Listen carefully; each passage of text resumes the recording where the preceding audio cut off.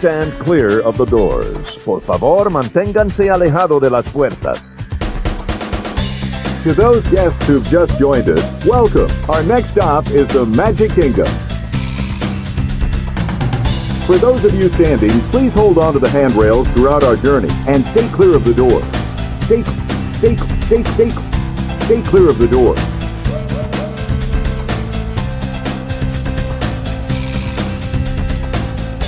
Ladies and gentlemen, we are approaching our station at the entrance to Main Street, USA.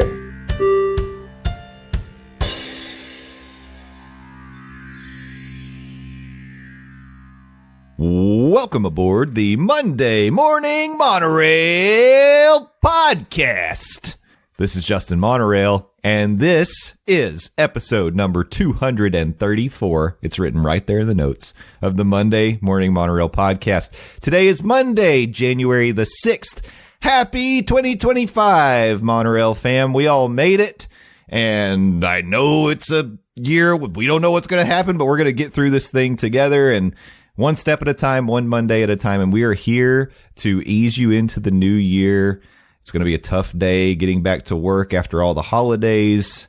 I don't know if you're like me, but I've already been working, but it's like the official. This is the biggest Monday of the year. We're going to get through it together. And I'm going to get through this episode by bringing in my favorite people in the world, my co-hosts, my monorail co-pilots. And let's do that one at a time. And we will start with Stephers, who just ate a chicken wrap. Stephers, how was that chicken wrap? Was it delicious? It absolutely was delicious. I did not share with Gimli because Gimli is allergic to chicken. And also, I try not to feed him table food because then he gets really beggy, which is not bad habits. But he's next to me. You can't see, but he's here. Gimli is the silent fourth podcast co-host, and in a minute we'll meet more podcast co-hosts who like to hang out in the background, but sometimes we hear them play with a squeaky toy. But while I'm talking about him, let's just bring him in. Landon the Dawes and Zoe, who may or may not show up on today's episode. Landon, welcome to the first monorail of the new year. How you doing, buddy? Hi, everybody, coming in from the Isolation Station Love. It's me. It's the DOZ, Landon the Dawes, and it's a Monday morning. You know what that means. Happy 2025, everybody. Hope you had a happy and safe new year. And we'll figure out how to do this dang thing one day at a time, I suppose. Yeah, that's all we can do. Landon, do you plan on playing with a squeaky toy while we're recording today?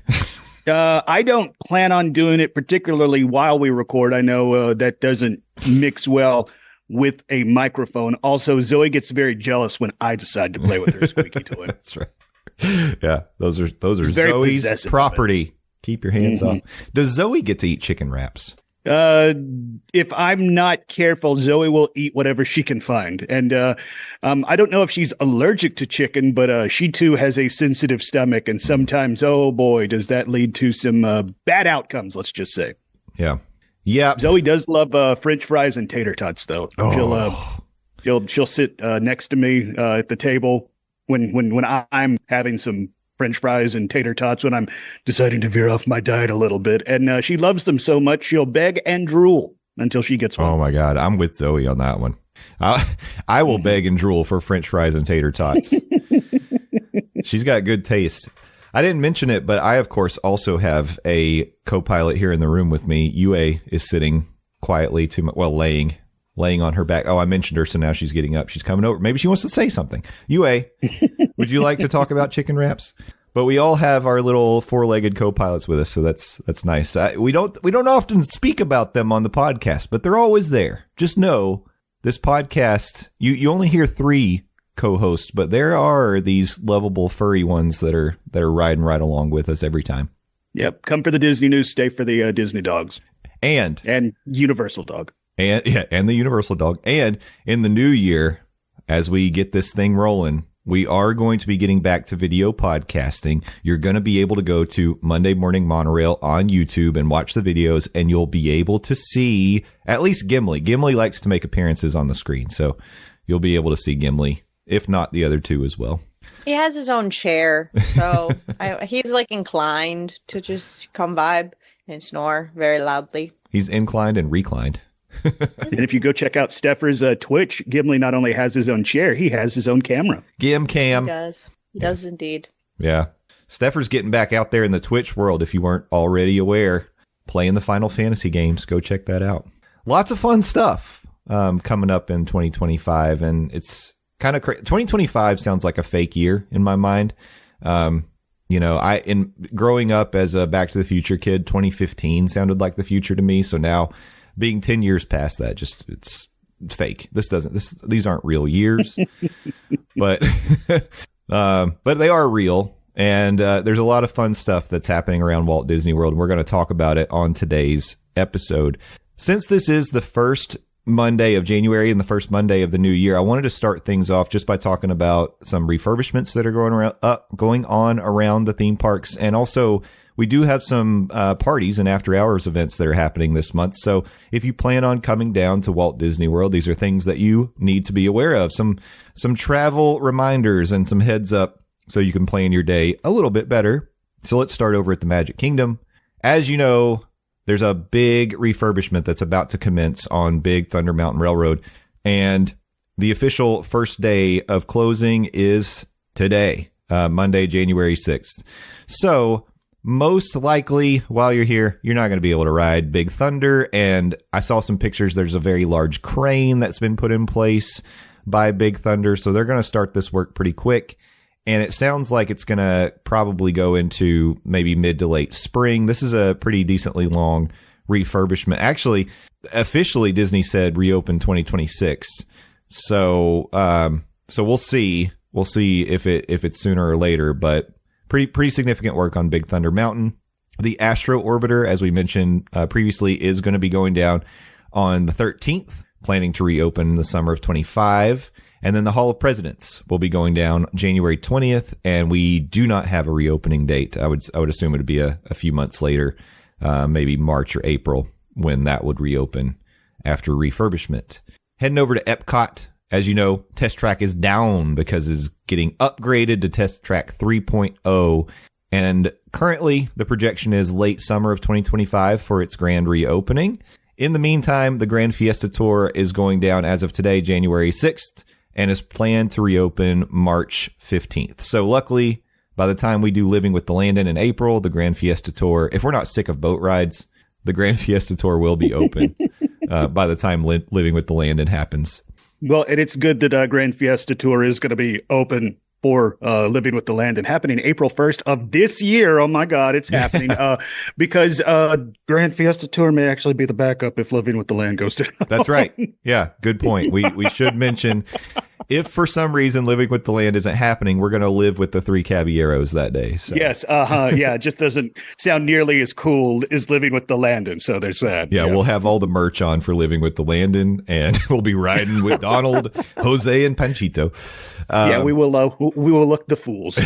But we'll be able to take breaks for nachos and margaritas, which is great. That is true. Food option is much better in the Mexico Pavilion than it is in the Land Pavilion. Oh man, we if that happens, if we have to go with Plan B, I say that we have someone stationed and ready to hand off margaritas as we come off the ride, or at least shots or something. I love this idea. Yeah.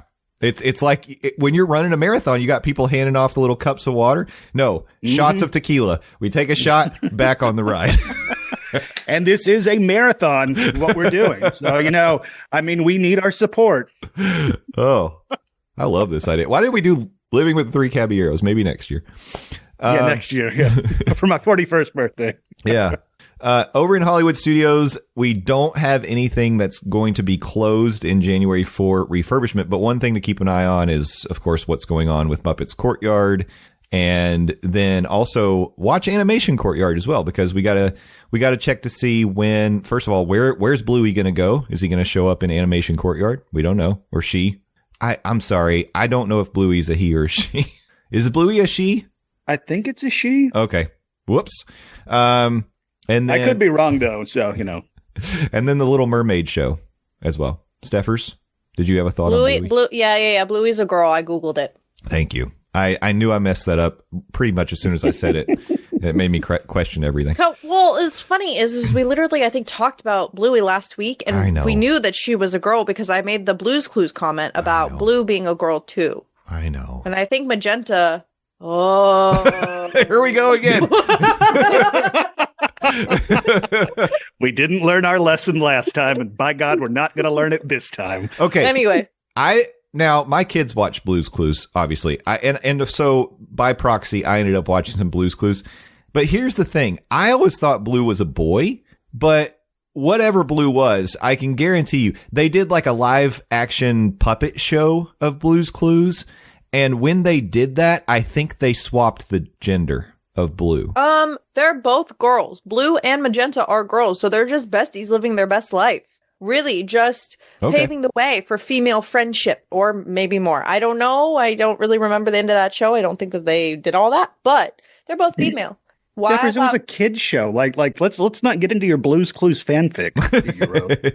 Okay, number one, a lot of those shows have some questionable choices. That's true. That is and true. Number two, I don't know, this is bringing up a whole nother topic, but I don't know, like Blue we just associate with boys. So I think that this really breaks like that, stigma. Oh, the gender norms. That's good. Yeah. That's good. I support this. Anyway, Blue, Magenta, we're all girl powering.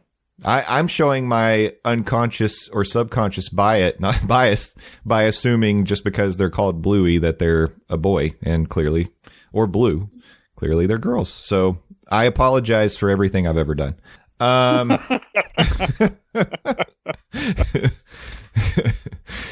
right. Animal Kingdom. The only refurbishment we have is Kali River Rapids, closing today, January the 6th, and will reopen in spring of 2025. So no River Rapids raft rides for you in the Animal Kingdom until the spring, but it might be a little chilly. I mean, we are heading into like this big Arctic blast that's coming through this week, so I don't think anybody's going to be riding water rides even in Orlando, Florida this next week. Yeah, are y'all going to be okay down there in Florida? No, the answer is no, we will not. Oh, okay. Sorry. We won't. Hate to hear that. Yeah. I've said it before, Florida cold is different. And for me, like once it gets down to like 50 degrees, I'm freezing outside. And so I'm just planning on layering up, bundling up, trying not to go outside while it's cold here. But we'll see. I know we got some friends coming to town for marathon weekend, so I'm going to have to get out and go see people. Okay, so that's refurbishments. Let's touch on the parties that are happening really quickly in the month of January. After hours events are happening. I know some of these are sold out, but the Magic Kingdom has 4 after hours parties planned for January. January 6th, the 13th, the 20th, and the 27th. These parties go from 10 p.m. to 1 a.m., and the ticket prices they range from $175 to $185 per ticket for 3 hours. Now, usually with the after hours party ticket, you do get to get in before the park closes, so you're getting a few more hours. I don't know if it'll be like 6 o'clock, 7 o'clock, but you'll be able to get in ahead of time before the party starts. So it's almost like paying, because at this point, that's about the price of a day ticket at Magic Kingdom, especially on peak days. So you're getting less time, but hopefully the crowds are much lower for the 3 hours of the event. Over in Hollywood Studios, there'll be a couple days, January 22nd and 29th, and that will take place from 9:30 to 12:30. And tickets range from $155 to $185. And there's going to be more after hours events through the year, so just be aware of that. Last thing I want to remind you, Epcot in January brings us farts. And so starting January 17th and we're going through February 24th, the Epcot Festival of the Arts will be going on for like not nearly long enough, a little over 5 weeks, I guess. Yeah, when you dropped those dates in the notes, I had to double check. It's like, that can't be right, because it feels like Farts is going to be here for barely any time at all. You just said it, like 5 weeks. Yeah. What? Hardly anything. It's very sad, because if you've ever attended it, it's a great event, really fun. And it's just, for some reason, I think it's just like bridging the gap of the lower attended kind of dates until we get into March and springtime. And then we have Flogar. Flogar will come back once again. So that's a little heads up on what to look ahead for in January in the Walt Disney World Resort. We're now ready and prepared, all of us, with all the information we need, except the breaking news. So why not jump into that right now? Let's get to the news.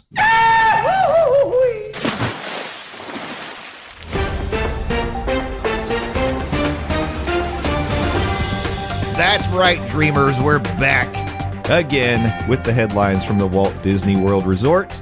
And as always, if you want to follow along, read the notes, get more details, you can do that if you visit dismornings.com. We have news, we've got blogs, we've got rumors, we have rumor updates, all kinds of things. Go check out dismornings.com for all the latest of what's going on in the parks. One of the things I wanted to talk about today, and several of these articles are kind of talking about deals that Disney is advertising to try to attract more visitors and guests, especially in the summer months of 2025.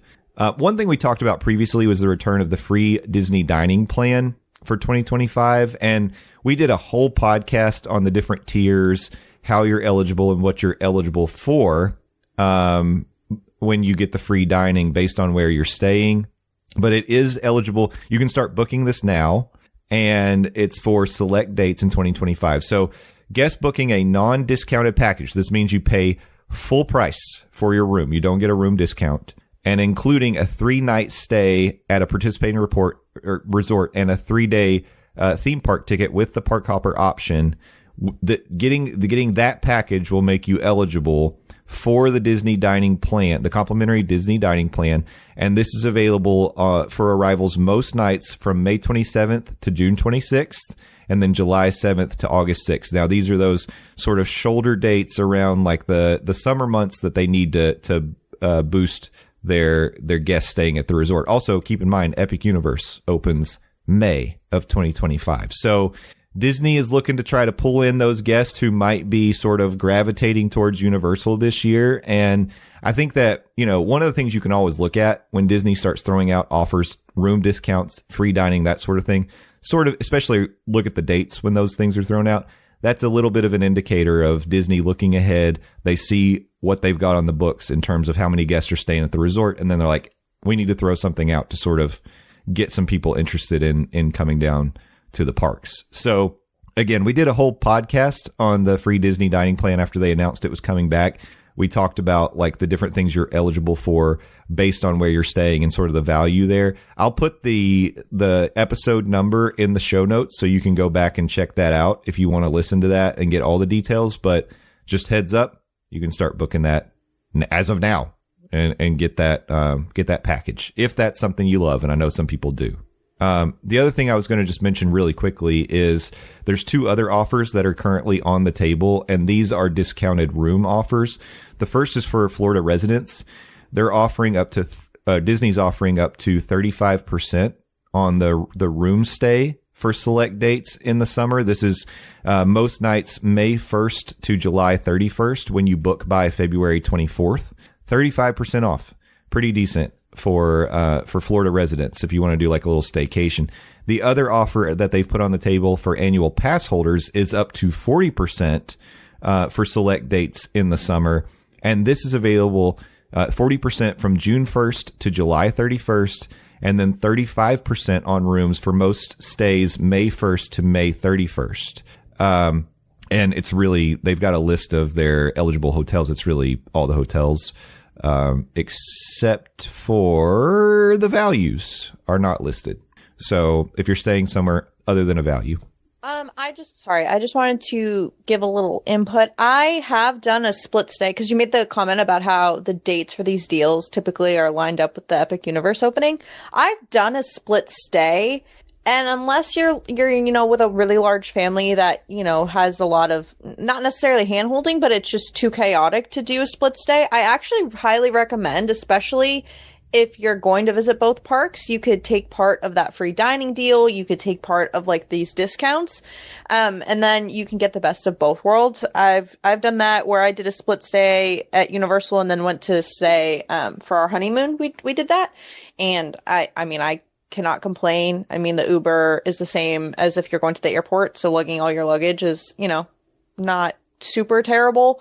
Or if you rent a car, I would definitely recommend doing it because I will say it's 2 different feels. And I like to kind of, if I'm at Disney, I like to stay on Disney property. And then if I'm at Universal, I like to do both. And that's just my 2 cents. No, I think that makes perfect sense. Don't be afraid of your split stay. It's not as hard as you think it is. Yeah. It sounds like a hassle, but really, like, I mean, if you want a little taste of both Universal and Disney on your trip, I mean, I think you can make it fun. Plus, if you don't get to come down often, why not try out a couple different resorts? I mean, you know, so if you don't mind sort of living out of your bag a little bit or just packing up a couple times, I think that can really work. I did want to say I got to correct myself. The 40% offer that I mentioned, 40% on rooms, 35 on rooms. The first list of hotels, it looked like they didn't list the values, but then I see another list for the 35% off and the values are listed and 30% off. So just not the 40.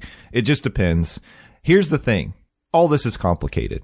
Taking advantage of the Disney dining plan, getting the best offers, the discounts on rooms, the dates that it's available, all that sort of thing, booking the right package. It's complicated. So let me tell you, I got a little tip for you. We can help you with that. Diz Trips and More, DizMornings.com is the centralized location. DizMornings.com, let's not get confused. You can go there, and we actually have a form that you can fill out, and Stephers and Nate are our personal experts on booking these trips and taking advantage of all the discounts. Fill out that form. If it's something you want to do, they can help you with it. Also, just to add, if you have already booked a trip and there is a new promotion, like you want to get the best savings, we can edit your reservation in order to reflect those changes. So if you book with us, you not only get a booking, but if another deal comes out, like say, you know, in like a month, another deal pops that's better than the one that we already booked for you, we'll edit it. We'll make the changes. No stress, no mess, no fuss. Yeah. Huge advantage of having a travel agent help you out with that sort of thing. They're always going to try to get you that best, latest discount. And you don't pay for Stephers and Nate to help you out with that. Disney pays them. They get a little commission from Disney. So it's a free service for you. You just have to take the time to fill out the form on DizMornings.com, send it our way, and we will help you book your vacation. So that's my summary of when you start hearing all these discounts, all these promotions, dates, it's all so confusing. Just get yourself some peace of mind and talk to Stephers. That's what you need to do. That is true. It also works for Universal as well. Mm-hmm. And cruises, if you're feeling saucy. Always cruises. Oh, I feel saucy. I want to take a cruise this year. That's something that I feel like we didn't really, I don't think we really talked about like Disney parks, like resolutions for 2025 that maybe we have, or Disney travel or even park travel. But that's something I'm just right now I'm thinking in my head. This is something we maybe should have done last week. But maybe if there's something that comes to mind before we get to the end of the show, maybe we'll talk about it. I've got one. I'll share before we're done. But we still have some news to talk about before we get there. True. We do. All right. Let's go into Hollywood Studios. And recently we told you that Rise of the Resistance, not only was it testing a single rider line, they've adjusted it. They're still doing the single rider line for Rise of the Resistance. I think it works really well if you don't mind skipping a little bit of the show, but it gets you to that ride faster. And I think it works. I enjoy it. I promote and enjoy single rider as much as it can be proliferated around the park. We talked about Ratatouille, Remy's Ratatouille Adventure as well. Single rider, all good stuff. Well, here's a new twist. We had a ride, or have a ride, that already had single rider. The Millennium Falcon Smuggler's Run already had the single rider option. This has existed since it opened. And it also worked really well if you didn't mind being an engineer, because most likely every time you ride single rider on Smuggler's Run, you're going to be put with like parties that aren't complete, and you'll end up sitting in that back seat, right or left engineer. That's typically how it happens. Yes, I was a pilot one time after single ridering. It was sort of a lottery type situation. I don't think that would ever happen again. It happened to me once. Yeah, how'd you pull that off? I'm a fast talker.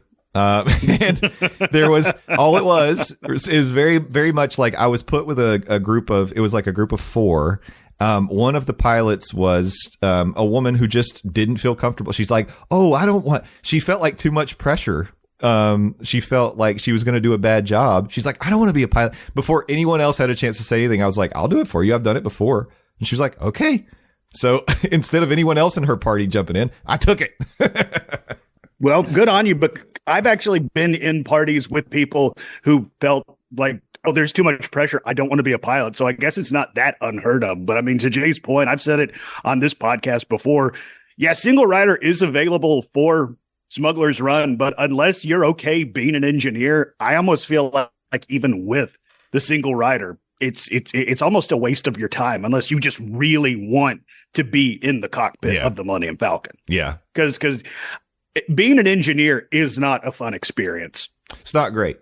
Yeah, it's not great. You don't necessarily feel like you're influencing anything on the ride, and you don't get to enjoy any of it. You don't get to look out through the cockpit. You're staring at the side of the cockpit, hitting flashing buttons the entire time. Yeah, exactly right. If you've never ridden Smuggler's Run, the way it works is, of course, the pilots get to fly, so you see what you're doing in front of you. The gunners, who are in the two middle seats, are looking ahead, because if you do manual gunning, because you can do automatic, but if you do manual, you've got a top button and a lower button. The top button shoots high, the lower button shoots low. So at least you are controlling that and shooting the TIE fighters. If you're in the back, you're the engineer. Your whole job is, if we run into something, you got to fix the ship. If there's damage, you got to fix the ship. Well, the only way you know what to press is to look at your panel and see what buttons are flashing. And so, so the whole time you're sort of looking, if not out the corner of your eye, full on at your panel. So, it's not. And you just stood in line for 45 minutes, an hour, so you can stare at the panel, the side panel of the Millennium Falcon. Yeah. I guess the other option would be you could just like belt yourself in, and then when you sit down in your seat, you have to press a button on your panel to like activate it so it knows that you're going to participate. You could just not press the button, I guess. I've done that before too. Like when I've done the single rider option and I'm assigned to be an engineer, I've just been like, I ain't touching it. Yeah. So it's like I'm just going to ride the ride. Yeah. I'm not participating. You can do that. I have a question. Now that, considering I am part of a smaller household where two people, like, this is the vibe. Mm-hmm. I'm trying to think, like, is this really going to be beneficial? Well, it's funny. Like, I don't in like think a two people capacity. I don't think I've even said what the article is yet. So, sorry. It's okay. Essentially, it's going from single rider to a smaller group experience, which means two groups of two can enter the line together and ride in the same cockpit. Yeah. So then it becomes, are the two single riders still going to get engineer? Are you going to get split? Is it like dealer's choice? Is it like, I think this is great in theory, but I'm trying to wrap my head around. I think the only real difference is that you're guaranteed to ride in the same cockpit together versus if I just we went into the single rider line and it was just like, I just want to experience the ride. Like, I don't care. I mean, respectfully, I don't care if we ride together because I've experienced it and I kind of just love the ride enough to go again. What is stopping parties of 4 to 6 jumping in that line? Like, well, nothing efficiency wise. I don't know if this will really save people time. But what you're saying, though, is true about, like, there could be a group of 10 that all decide to get in the single rider line and they just understand we're not going to be riding together probably. Mm-hmm. Because that's what they tell you. Anytime you do single rider, Disney says you will be split up. You're not riding with the group that you're with, even though sometimes you do, because they'll end up having 2 slots and they're like, we'll take 2 single riders. So sometimes it happens. But most likely when you go in a single rider line with a group, you get split up from all your other people. So what this is saying is now you can enter the Smuggler's Run line as a couple or a pair, and they will guarantee that you'll be in the same cockpit. But I'm in reading this particular feedback on what we've got here in front of us. It says that the test aims to address common feedback from park guests. Many who visit in pairs avoid the single rider line because they don't want to be separated during the experience. By adapting the process, Disney is attempting to make the ride more appealing to couples, friends, or parent-child duos who prefer to stick together while avoiding the long waits. But here's the problem. If you're making it much more inefficient for people who are truly single riders, because now what you're going to have to do is the cast member, when there's one seat left in a cockpit, is going to go to the single rider or double rider line now and say, are you by yourself? If not, they're going to have to find someone in the line who is, which is what you would do. They're going to ask for the party of one. Yeah, which that's what you would do if there was one standard line. That's what I'm saying. Anyway. Like, As somebody who is part of a couple, like I love the idea. It just essentially means you have 3 lines. Yeah. One is the normal standby line where everyone who is more than one person should just go into. Yeah. You'll have the 2 or less line, and then you have the single rider who's really just trying to get on this ride and head to the airport to catch their flight before their flight comes. You know what I mean? Like, oh, that's the Frank Cardillo special. Yeah. I see what they're doing, but to your point, like it's just going to be like, who's the one? Like now we who's have to find the single rider. Yeah. Because what I see, like if I was a part of a really big party and I've ridden the ride 10,000 times, like I'm guilty of just let's all just go in the single rider line. We just want to get on it. We don't care if we ride together. So is this really more efficient? I don't think it is. So. I think it makes it worse. Mm-mm. So yeah, it just muddies up the water. I will say in the line though, there were 3 lanes, I'm pretty sure. But the lightning lane. Okay, maybe that won't make sense. Because if they separate singles. I didn't even think about the fact that there's lightning lane for this ride too. So. Yeah, if they in my head I was like, if they change the single rider and split it to like doubles and then singles. Yeah. But then I don't think that would work either because you don't have enough lanes now. Are they going to like assign cast members who are in school for physics and statistics to be the ones managing the lines? Because like seriously, like, because they're going to have to decide how many people do I let in from the lightning lane? Now I got to go standard. Oh, I've got empty seats. We got to go to the single rider. Oh, you're a double. I need a single. And then like, it's crazy. Actually, that's a lot for a cast member to deal with. Be kind to the cast members with this change because this is, I mean, it seems really simple, but like when you're with a big group and you like it just, it can get really dicey. I'm just interested if anyone does this. I just remembered though, like one thing that makes it a little better. Sorry, Stephers. I was just thinking about like when the lightning lane and standard lane merge when you go in to see the pre-show. So actually you just have the one line of lightning lane and standby people that get to the cast member who assigns the cockpit, and then the other line. So then we have 3 technically lanes if we wanted. Don't they? So it used to be that you could go for single rider, you could go left or right at one point. There was a split, and it went into 2 different loading. I can't even remember how that worked. It would have to be 2 different loading, I think, at that point. Yeah. So I feel like they have to separate it. And so, I mean, unless they're literally going to go party of 1, party of 2, like that just seems even less efficient. Oh, well then maybe, so I haven't seen this in action, but maybe that's how that works. So now when you get to the split, maybe the singles go left and the doubles go right. If they do it that way, that would be really good. And like, that would be a great compromise. Just because like I do think that having couple, like I get what they're trying to do here. Like it's a great idea. I just, in terms of like the line and how they were already doing it, you would have to separate it unless you're going to go party of 1, party of 2. Yeah. I don't know. I think so. I like that Disney is trying to address feedback. However, what I would say is this feedback from the park guest is sort of invalid, because if you want to stay with your people, you don't go in the single rider. Yeah. That's how you solve that. That's not a guest complaint. That's not a bug. That's a feature, because then that keeps the single rider short. That's the whole point. If you want to stay with your people, you don't go single rider. I think as a society, we are getting to the point where like we're trying to get where we're going and get, you know what I mean? Like it's very like boom, boom, boom. So I think this is how they're trying to mitigate that. And I think as Disney being like a family park, I think in their minds, they're going, oh, anyone, some people have a party of, which is silly because if you have a party of 3, you're still going to have to go on the standby line. Yeah. So it's like you still have a single rider. Yep. 2 parents and a kid are still going to have to go, or 3, or just a throuple. Well, I don't know. If you have a parent child, you could do child swap. Can you not? I mean, I guess depending on the age of the child. I don't know how child swap works. Yeah, it depends on the age. Yeah, I don't know. I see what they're trying to do, and I'm interested to see how they split the line. If they really do like left is singles and right is doubles or couples, that would really work. But if not, just use situationships. They can go that way. If you, I don't know what that is. You know what, Landon? We can talk about it offline. Perfect.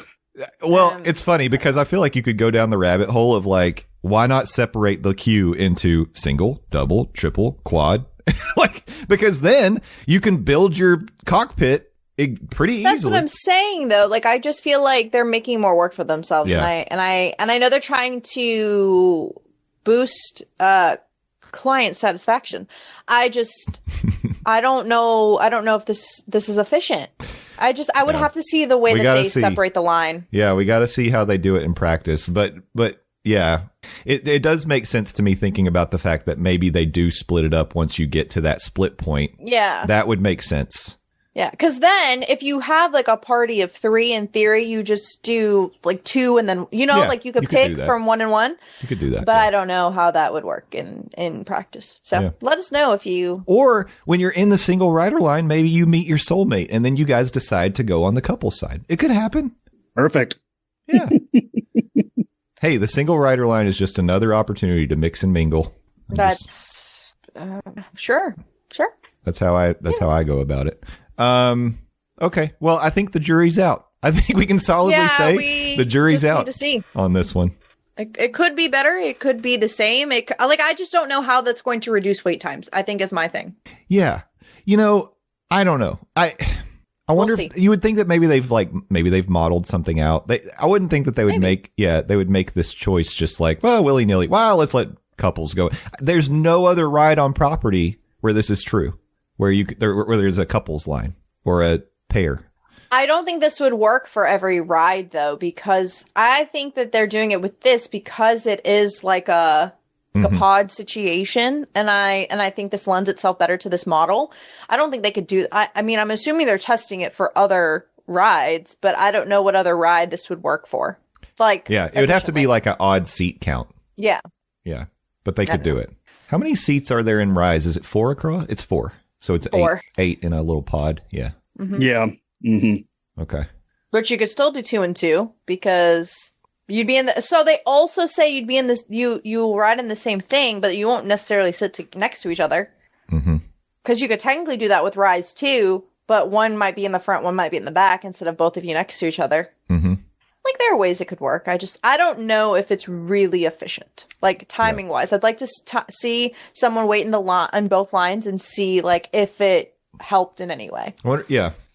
Well, I'm sure that there will be lots of think pieces written on this whole change. So we'll ask Nate to get to work on this and write something up for us. He can figure it out. True.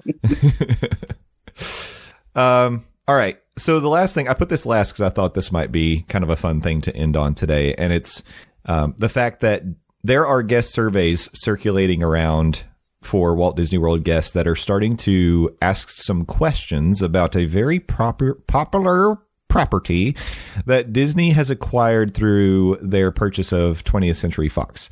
And that property is The Simpsons.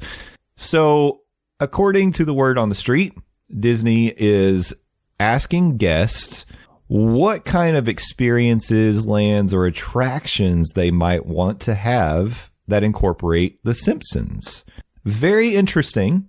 Because we had been talking previously about The Simpsons and their use in the Universal parks and, how eventually that's going to change. There's rumors about what's been, maybe planned for the Simpsons land in Universal Orlando. Nothing has been confirmed. I think one of the things we had heard about was maybe they're going to do like a Pokemon land or something there, which would be interesting. But because of the change in ownership, and just the licensing and copyrights and all that stuff, eventually the Simpsons are going to leave Universal. And then Disney, I guess at that point, would be free to use them in the parks. So, I mean, in my mind, I feel like there's only one park that this would make sense in. But I'm just curious, like, if this was something, especially Landon, because I think that you, out of the group of us, you're the biggest Simpsons historian and fan. Have you thought about, like, would you like to see The Simpsons make their way into the Disney parks? And if so, what would you like to see? I mean, yeah, as a Simpsons fan, I mean, this is the part where as a Simpsons fan, I say old Simpsons is better than new Simpsons. Duh, that's not a hot take anymore. But I mean, there's still some good Simpsons that is being cranked out. So I would love to see some representation of the Simpsons in the Disney parks. You made a reference to it. There's only one park that I think it could be done right in, and that's Hollywood Studios, because the Simpsons are very synonymous with a certain beverage in Duff beer. And I feel like if you are going to have the Simpsons in your park, you have to have some way to have a Duff beer. Let's go across the street to Universal. I mean, like, I think I've said it before. I am not a fan of the Simpsons attraction ride itself, but what they've done with building Springfield, where you can go into Moe's and have a Duff, or you can go to the Duff Gardens outside and enjoy a Duff, or the Oktoberfest Duff, or you can have a Flaming Moe, drinks that you see on the show. I think that is so damn cool as a fan from the show. Like, I love the immersion of Springfield. I do think the carnival aspect side of it is kind of underwhelming, but the theming and, I guess, immersion of Springfield that Universal has is the draw for me as a Simpsons fan. So I feel like you have to have something like that in the parks if you're Disney. Obviously the easiest thing would be meet and greets. I mean, just get some cast members to bring Homer, Marge, Bart, Lisa, and the family to life. That would be the easiest way to go. But an attraction would be cool. I mean, I don't know if you could get away doing a full-blown Springfield, so to speak, but I think maybe you could get away with what they've done in Universal, just have a small part of Hollywood Studios be kind of their own corner of Springfield. Maybe not to the extent of like Toy Story Land or Galaxy's Edge, but you can go to a place that has Moe's or get a Krusty Burger. And then there's like you hop in a car and Homer's behind the wheel and you go through Springfield or something like that, where wacky hijinks ensue like they always do. I had a thought while you were saying that. Okay, funny thought and then like a realistic thought. What if, hear me out. What if they get the licensing, whatever, Universal has to get rid of their Simpsons stuff, whatever. They wash the costumes and just, here you go, Disney. And they've charged them like $2.5 billion. These are very expensive costumes. What I was thinking of in terms of an attraction, though, is they could take, I'm not saying replace, but they could take like the Mickey and Minnie's Runaway Railway, like the trackless. I think they could make a really good ride, like with that kind of system. That's where my mind went to. Yeah. I don't know where, but you know, I think that would be a great idea. What about that area where they have like the Disney Junior Vamp Arena and Doc McStuff and dance parties, like what the Star Wars docking bay? Yeah, the launch bay. I mean, isn't that where something's going? We don't know. Allegedly, yeah. Allegedly, I mean, that's what I'm saying. So, like in my head, it's like blocked out. Yeah, but they, I mean, of course, we wanted the Monsters Inc. land to go there, and it's not. So now we still have a big question. There is something happening with Launch Bay and the office buildings that are behind that, but we don't know. So yeah, I mean, that's a possibility, that area. I also do think that, at least for now, that Disney Junior play area will be where Bluey ends up, probably. Yeah. Yeah, I was going to say, I don't think they can get rid of that if Bluey's coming to the parks, but, you know, neither here nor there. I actually had a thought about this, Landon, while you were talking about it. It's something that I think you're right. I don't think Disney's going to try to recreate Springfield in the way that Universal did.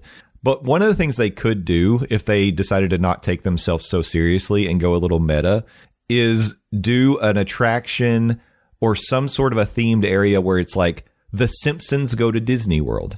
And so it's like the Simpsons and they're making their commentary about being at Disney.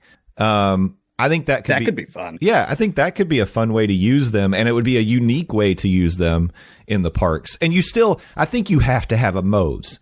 Like, you have to. You have to. It's a huge misstep if you don't incorporate Moe's into whatever you do with The Simpsons, especially in Hollywood Studios, where you've already got, like, Baseline Tap House is a beer garden. I mean, so I don't know. Maybe they even go on New York Street, like Grand Avenue or something. Because I don't know if they have maybe the space to do something there, but I guess they could potentially do something in that area, but I don't know.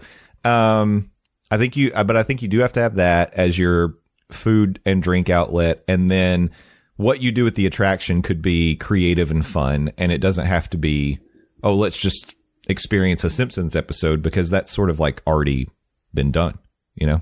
I don't know. But I do think it would be cool to get the Simpsons in the park, and it feels like it's just a matter of time. I almost talked about it last week when we were doing our theme park highlights and lowlights. I almost talked about one of my lowlights is the Simpsons unknown future, let's just say, in Universal, because you did mention it. We've been hearing rumblings. What is going to happen to Springfield? Are we going to get Pokemon Land? That rumor you brought up, that seems to, there does seem to be some smoke to that fire, and the rights, the theme park rights, at least for the Simpsons, are going to be coming up in the next few years. And you have to imagine Disney is eventually going to be like, yeah, that's ours. We have a theme park.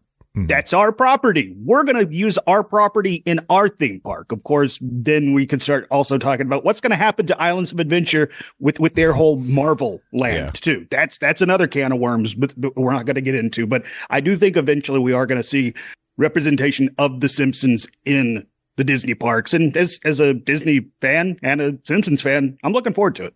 Definitely. Yeah.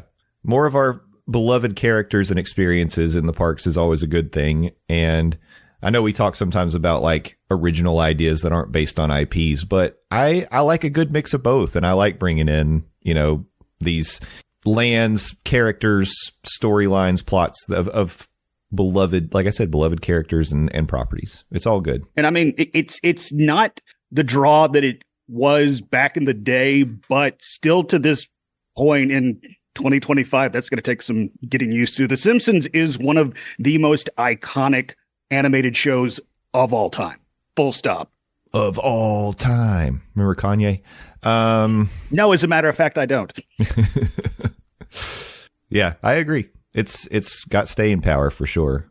So it'll be interesting to see how it plays out. I don't think that we're going to hear anything about this year. Like you said, I think this is something that's maybe like 2-3 years down the road. But yeah, I mean, maybe by the time we have Villains Land, the Simpsons could potentially end up in the parks before Villains Land opens.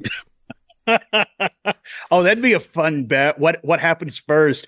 We get Homer Simpson in a Disney park, or we get Villains Land in the Magic Kingdom? Yeah.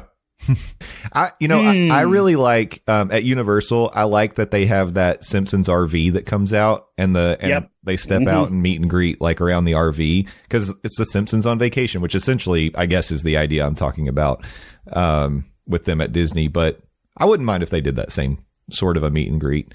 It's like a throwback to the Ninja Turtles being in Hollywood Studios and having the turtle van in there. I do like your idea. Them were the days. Yep. Yeah. So as part of this survey, there, of course, Disney did ask some questions about other properties. I guess Pixar, Cars, which is part of Pixar, and Disney Villains were included in there as well. But just The Simpsons sort of stood out. I thought, so this is a crossover of Across the Universal with Stephers. One of my last visits to Universal, I got a survey post that visit, and they were asking me questions about, and it was really a generically phrased question, but it was asking me if I wanted to see Chinese or Japanese based IPs included in the parks. Pokemon. Yeah, I mean, I guess that's what it would be talking about, but like it was really vague the way that they worded it. I think because I don't know how much I can say, but I think they can't specify, just so one, it keeps a broad range. Two, I think it's like blue sky in terms of they have to see if they can even get the contractual rights. So if they say a name, it builds too much without any kind of backbone. An example, here we are talking about The Simpsons and Disney because they said the name in the survey. Well, yeah, so that, but also, there's legs to that, though, because they do own, they own the rights to Simpsons now with 2020, whatever the heck, Fox. 21st. Yeah. 21st. Thank you. I don't know why I keep saying 20th. So, all valid questions, like what's going to happen to Simpsons? Okay, well, if they get Simpsons out, well, maybe they'll replace Simpsons Land with a Pokemon Land, which will go into DreamWorks Land. You know what I mean? Like, it's called the Ebb and Flow. Yeah. Oh, that's a really good idea, actually. As long as they change the ride, I think, to Landon's point, like, they need to change that If you're not giving me Back to the Future back, I think they need to just change that building as a whole because the ride system is a little bit outdated. Bulldoze. Give us Back to the Future. Or that. But I do think like I said, I don't really know where they would put a Springfield-esque Simpsons attraction, but I think they could do great things with the trackless ride system that they have. I would love to ride that. Mm-hmm. I think that'd be a great time. And it's actually a bit of a throwback to when they originally planned to put Roger Rabbit into the parks. There was going to be like a crazy taxi ride. Yeah. That'd be fun. Ooh, crossover. Just do it all. Yeah, why not? Just do it all. Bring Roger Rabbit in there too. Listen, it's not a far stretch with The Simpsons. Like, really, it's not. It could. Yeah. So, I don't know. I think they could do really great things. So, we'll see. Remember now I want Roger Rabbit back. Me too. I mean, he's still there. He's still got his presence there, the Eddie Valiant window and everything. Yeah. I mean, yes and no. Yeah. That would be fun, though. Like, did you all watch that Rescue Rangers movie that came out a couple years ago? Yes. Uh-huh. And they incorporated like all sorts of IP into that ride or that show. Movie. There it is. You got there. But like that documentary. I have a question for our listeners. Are you listening, listeners? Steffers has a question. Sorry, this is a very random. I don't even know where this question came from. But going on, like, if we can make an attraction out of this, or retheme an area to be that. The only thing that I can really like think of off the top of my head is the Tower of Terror / Mission Breakout coast to coast thing. Mm-hmm. I know a lot of people stand on Tower of Terror team. A lot of people love Mission Breakout. What do we like? How do we feel about rethemes for attractions in that capacity? Like, I will say Mission Breakout was fun. Definitely made me more nauseous than Tower of Terror. And I just think Tower of Terror is a classic IP. Like, if we're going to retheme things, Disney has all this new technology. They have all these great ideas. They have all these brand new IPs that like they're coming out with. Like, where do we stand on a retheme situation? Obviously, we have the Muppet situation. We're going to exclude that because that's a really like sore subject for people, and let's not get into the logistics of that. But in general, how do we typically feel about rethemed attractions?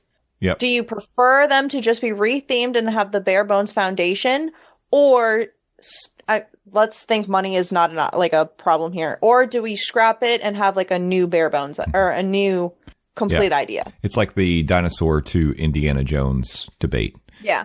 Because I feel like people could fight for both sides, because I love Indiana Jones and dinosaur. I like the theming. It does jostle me a lot more, but I love that Indiana Jones is like the same like ride vehicle situation. It's just more open, and I liked that a lot. But on the flip side, like, I do prefer Tower of Terror over Mission Breakout. I'm just curious what people think, because Disney can do so much. I mean, they've come out with such great technology recently, and like the IPs are vast. I think that I don't know, Springfield can have their day. Springfield, hold on, Simpsons American Idol experience. Perfect. We just solved it. We solved it. But I think if you do that, that means you're closing down the Frozen sing-along. Because wasn't that's right. Yeah. Frozen sing-along took over after the American Idol experience, and as somebody who stands on business for the Frozen sing-along, I don't want that show going anywhere. That's a really good show. No, that is a really good show. Never mind. I rescind. We in fact did not solve it. You know what you could do? They've got that little theater where they're showing the Mickey shorts. That's just right next door to the Frozen theater. They'll just put on Simpsons cartoons in there. Just go. I just put on Itchy and Scratchy. That'd be so funny. They're like, here, we put Simpsons in the park. You can go sit in here and watch a couple episodes of the Simpsons. They could. I mean, they've made specials for Disney Plus. They could put them on there. Honestly, depending on what episodes they're watching, that might do very well for certain people like me. It's like, all right, I'm gonna go to Baseline and get me a couple drinks, and I'm gonna go head to the theater and just watch classic Simpsons for the next 4 hours. Y'all have fun. Landon, did you really go to Disney just to watch the Simpsons? Yes, I did. Oh wait, oh my gosh, okay. That'd be so iconic. I'm going out of the box here. No. Let's just replace Hall of Presidents with The Simpsons. Boom. There it is. I love it. I mean, That's America. That's America for you. We'll replace all the presidents with just a bunch of Jebediah Springfield. That'd be so funny. Wait. Yes, and then he could be reciting the lore of Simpsons. That's it. Not the country, just the lore of Simpson. Yeah. It's like Carousel of Progress, but Simpsons. And I want very articulated, detailed Simpsons animatronics to be in there. I want to see Homer. Could you imagine? I want to see Homer stand up, take a big drink out of a mug. I want to see all this. This would be good. This is a good idea. Grandpa Simpson's hosting the Carousel of Progress. Oh, there you go. That's another great idea. The Simpsons through the decades. I love this idea. That wouldn't piss people off at all. Oh, absolutely not. This is what Walt envisioned. Yeah. Oh man, I like it. Let's tear it all down. Burn it down with the Simpsons. And we can build it back up as Krusty Land. Oh, thank you for taking us in that direction, Steffers. That was... I'm sorry. I had that thought and I just here we are. I think it's great. And actually, I think it's a great question. So listeners, we want your feedback on how you feel about rides being rethemed or reskinned and just keeping the foundation, but building on. And, one of them that is relevant that keeps coming up and hasn't happened yet, two of them. One is the Grand Fiesta Tour with 3 Caballeros. There's been rumors for years that could turn into Coco. And then the other one is, of course, Journey into Your Imagination with Figment. Could eventually become like an Inside Out ride. So, is that going to do it for you? Will you be happy about that? Or do you really prefer like bring in the wrecking balls, a bulldozer, burn it all down and build something up brand new? I think there's arguments to be made on both sides. Mm-hmm. True. Yeah. Anyway, that was my thought. So dial 9 and pound 5 and let us know what you think. No, you can, of course, interact with us on the social medias. And I guess it's time to start talking about that now as we're wrapping up the show. So if you do want to get in on the conversation with us every week, you can do that. We are Morning Monorail on Blue Sky and Instagram and TikTok. You can find us on Facebook. The Monday Morning Monorail Fam is what it's called. And we have a Discord where you can jump in and chat with us just up to the minute. You could be chatting with us right now while we record. We're not going to respond, but you could try. And you can do all that. And in the Discord, we actually have a whole channel for our weekly questions. So this will be a question that we put out there that you can respond to this week. And you can do that on Facebook or Blue Sky or whatever you want to do as well. So make sure you connect with us, follow along. We got a lot of fun stuff. And just this morning, we actually met with Nate, who's the brains behind the operation. And we talked about some big plans for 2025. So you're going to want to be following along. Subscribe to our YouTube, Monday Morning Monorail on YouTube. Subscribe. Make sure that you are just keeping tabs, keeping your finger on the pulse of the Monday Morning Monorail, because there's a lot of stuff coming in 2025, and we're excited about it. DizMornings.com. Don't forget. That's all you need to know. DizMornings with an S.com. Your New Year's resolution is to visit DizMornings.com. Steffers, do you want to talk about your plugs, or do you want to talk about New Year's resolutions, or both? We're just park related, correct? Sure. Ideally, I would love to go to Living with the Landon, so that is my first and foremost priority for 2025. I did not get tickets to Epic Universe, but never say never is something I've learned. If I don't make it to Epic this year, I would love to at least go to like an Informer meetup or something later this year for the parks, just to kind of breathe in the air, stay in the bubbles, do the different things. And typically when I go down for Universal, I'll do at least one day at Disney. So we'll see where the wind blows, hopefully. Well, if people want to follow along and see if you're actually sticking to these resolutions, where can they do that? I have made my Twitch return. I am playing through the Final Fantasy games. So if you want to hang out with me Wednesday and Fridays at 6:30 p.m. Eastern time, twitch.tv/Adventures with Stephers. And then Saturdays, depending on when I'm feeling ready to slay, I also stream on Saturdays. The games are kind of up in the air for that one. Adventures with Stephers on Threads, Adventures with Stephers on Instagram and TikTok, and it's Stephers on Blueski. The Blueski. have a brewski, and follow Stephers on Blueski. Thank you, Stephers. Landon, over to you, sir. Resolutions and plugs, or neither or both. Theme park resolutions, obviously living with the Landon happening April 1st of this year, where myself, Justin, Monorail, and fingers crossed Stephers will be marathon riding grand opening to grand closing, living with the Land and raising money for Second Harvest Food Bank of East Tennessee, with all money earmarked for the Food for Kids program. For more information, head over to dismornings.com, and there you can pledge your money. You can get merchandise with all proceeds, past costs, again, going to the Second Harvest Food Bank of East Tennessee. That's first and foremost. Second, I don't know how realistic this one is. I'd like to get out to Disneyland this year. I think that would be cool. Like do a little mini left coast trip, and while I'm out there, go check out Disneyland. I think that'd be cool. I think that's a great resolution. Yeah, that'd be neat. That would be neat. But follow me on the social medias. That's THEDOZ, Landon on Blueski, Landon Doan. I'm the best, Landon Doan, not the rest. That you can follow me 300 characters at a time. I also appear on the Phil Show, News Talk 98.7 WOKI, radio station locally here in Knoxville, Tennessee, streaming 6 to 10 a.m. Eastern Standard Time at newstalk987.com. Also available in the iHeartRadio app and the News Talk 987 app as well. We are returning to regularly scheduled programming as of this morning, but I don't know my work schedule for the next little bit, because life behind the scenes is still a little crazy for yours truly. Thoughts and prayers are still greatly appreciated, but breathe, have a little bit of fun, and if you can do both of those things, that would mean the world to me. Thanks for coming along for the ride in the monorail. Here's to a good 2025 for all of us. Absolutely. And I want to point out, if you do want to fill out the pledge form for Living with the Landon, it is available on the Diz Mornings website. And I have found the best way to get to it. Go to Google and look for the Monday Morning Monorail. I'm going to do it right now so I can walk you through the steps. Just type in Monday Morning Monorail on your search app on Google. You will see the first link is Welcome Aboard the Monday Morning Monorail podcast. Click on that link, and then scroll down the page. And as you do, you'll get to see pictures of our beautiful faces.